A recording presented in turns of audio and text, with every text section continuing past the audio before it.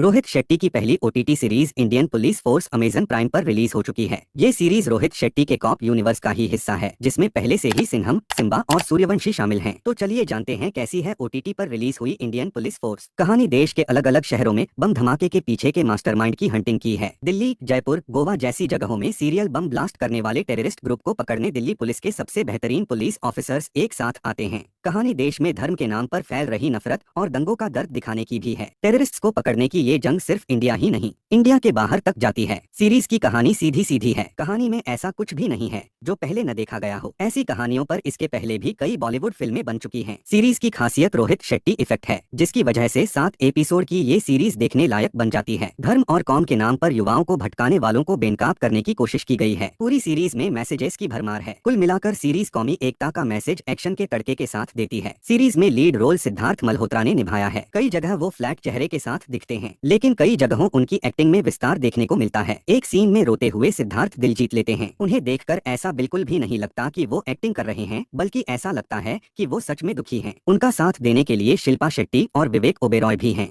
जिन्होंने अपना अपना काम ठीक से किया है। शिल्पा शेट्टी एक्शन करती अच्छी लगती हैं। उनकी फिल्म 10 के करीब 18 साल बाद उन्हें इस तरह के एक्शन सीन करते देखना अच्छा फील देता है। इसके अलावा काफी दिनों बाद दिखे मुकेश ऋषि सधे हुए लगे हैं। नेगेटिव किरदार में मयंक टंडन जमे हैं। रोहित 2 तरह की फिल्में बनाते हैं, एक कॉमेडी और दूसरी एक्शन। दोनों में उनका अलग अलग स्टाइल देखने को मिलता है। धरपकड़ के सीन से लेकर कोवर्ट ऑपरेशन से जुड़े सीन्स दिखाने में उन्होंने वही रोहित शेट्टी तरीका दिखाया है, जिनमें लाखों की गाड़ियां हवा में उड़ती नजर आती हैं। हालांकि गाड़ियों के टकराने और उड़ने के सीन अच्छे हैं, लेकिन नए नहीं हैं। सीरीज में कमियों की बात करें तो देश प्रेम का मैसेज देना बुरी बात नहीं है, लेकिन बार बार एक जैसे तरीके से देना बोर करता है। पूरी सीरीज में ये इस्टेब्लिश करने के लिए कि कोई धर्म हिंसा को बढ़ावा नहीं देता। बार बार एक जैसे डायलॉग घूम घूम कर आते रहते हैं। एक उदाहरण से समझते हैं, तुम्हारे जैसे लोगों की वजह से पूरी कौम बदनाम है। ये डायलॉग कितनी ही जगह कितनी फिल्मों में आपने सुना ही होगा। कई जगह स्पेशल इफेक्ट और वीएफएक्स का कमजोर इस्तेमाल भी साफ पता चलता है। सीरीज के डायलॉग्स में भी प्रॉब्लम है, वो पूरी तरह से फिल्मी लगते हैं। अगर आप रोहित शेट्टी का स्टाइल पसंद करते हैं